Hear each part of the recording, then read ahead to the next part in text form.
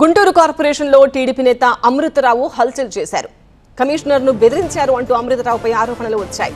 IAS అధికారి ఛాంబర్లో అనుచరులతో వీరంగా సృష్టించారు. దీంతో అమృతరావు అనుచరులపై కేసు నమోదైంది.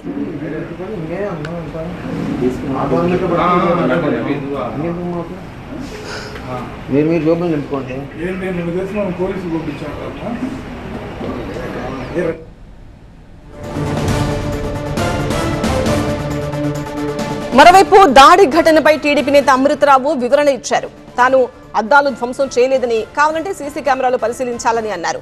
కమిషనర్ కావాలని నాపై కక్ష సాధిస్తున్నారన్నారు. మాజీ ఎమ్మెల్యే మద్దాలిగిరి ప్రోత్సాహంతో తన కంపెనీని బ్లాక్ లిస్ట్ లో పెట్టారన్నారు. తనకు సంబంధించిన 3 కోట్ల రూపాయల పనులను రద్దు చేశారని ఆరోపించారు. తాను టీడీపీ నాయకుని కాబట్టే కమిషనర్ అపాయింట్మెంట్ ఇవ్వడం లేదని, అంబటి ఇంటిపై దాడి ఘటన తర్వాత తనను టార్గెట్ చేశారని అన్నారు.